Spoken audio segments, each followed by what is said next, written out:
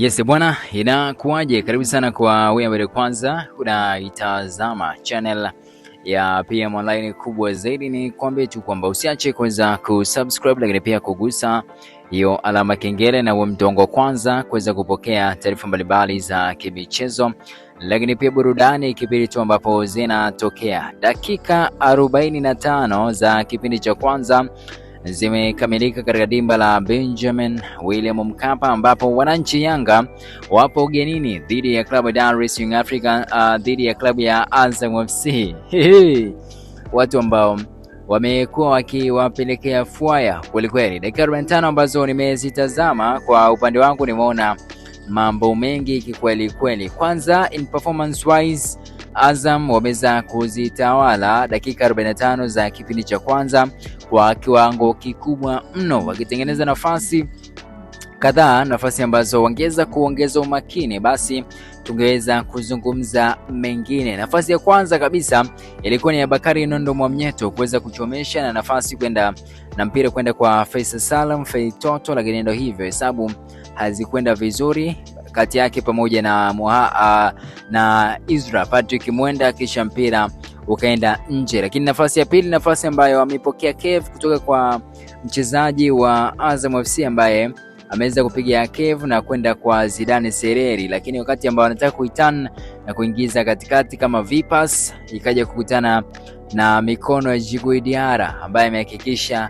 inajaa mkononi kwake, kisha kuweza kuhakikisha mpira unakuwa salama katika lango lake. So ni mchezo ambao umekuwa na pressure kubwa, lakini pia ni mchezo ambao umekuwa na kila mmoja akihakikisha anataka kuweza kuchukua alama tatu muhimu. Ukitazama hakuna mtu ambaye ameweza kuongeza mambo tofauti, lakini ukitazama kwa upande wa takwimu pale unaona shot on target ni 2 kwa upande wa Azam, 0 kwa upande wa Yanga. Shot off target ni 1 na 2 kwa Yanga. Kona ni 3 kwa upande wa Azam, lakini 1 kwa upande wa Yanga. Foul ni 7 kwa timu zote mbili. Offside ni 1 kwa upande wa Azam, lakini pia offside ni 2 kwa upande wa Yanga. Yellow card ni 1 kwa upande wa Azam, lakini pia red card hamna. 48 kwa 52 position ambayo imeweza kuchezwa katika mchezo huu kwa dakika hizi 45 za kipindi cha kwanza.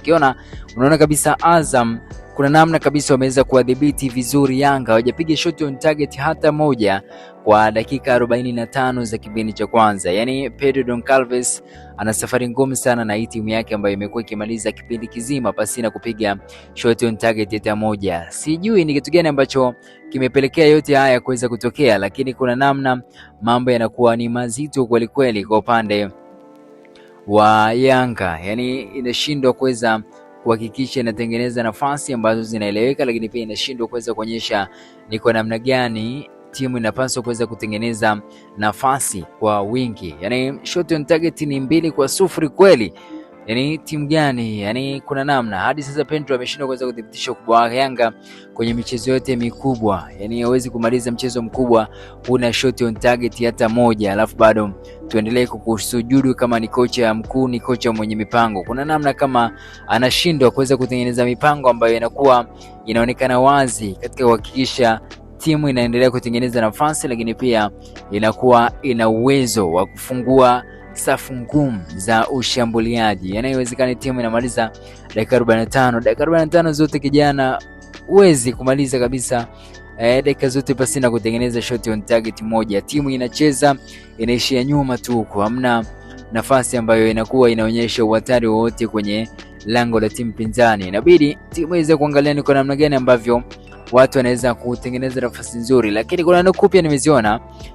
Mtu anasema Pedro Goncalves aambie ukweli, mipango hana. Sidhani kama Yanga Africans kupaki basi dhidi ya National hali ni dhambi kutokana na madaraja hizi timu, lakini sio kwa Azam wala Azam, sio kwa Simba wala Azam. Kwa kipindi cha kwanza Azam wamekuwa wako bora sana kuliko Yanga, ukiachana na ufinyu wa mbinu za mwalimu. Ana tatizo la uoga. Tunajua strengths ya Dhimbwe ni kwenye kushambulia na ampe nafasi hiyo nje. ana Yao ambaye ni mzuri kwenye kushambulia, hampi nafasi hiyo. Unazimbwe na Yao, wote pamoja ni wazuri kwenye kushambulia katika mapana ya uwanja, ila mwalimu anaogopa kuifungua timu. Gamondi alifanikiwa kucheza na viungo namba 10 watatu, alikuwa na Pacome Ziki pamoja na Max. Msaada mkubwa ulikuwa unatoka kwa walinzi wa pembeni, kwa maana Yao na Lomalisa na Yanga walikuwa hatari kwa dakika 90. Izra Mwenda hawezi kukupa kitu kama una plani ya kushambulia, ni mzuri zaidi kwenye kucheza na kujiiba. Ukianza na Duke, Max na Mudathiri, na eneo la kiungo linakuwa ngumu sana kwa Damaro, huwa anawapa maamuzi ya kufanya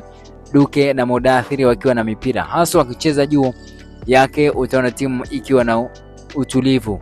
Mwambieni Pedro Ncalves wananchi wameshatoka kwenye zama za Cedric Kaze.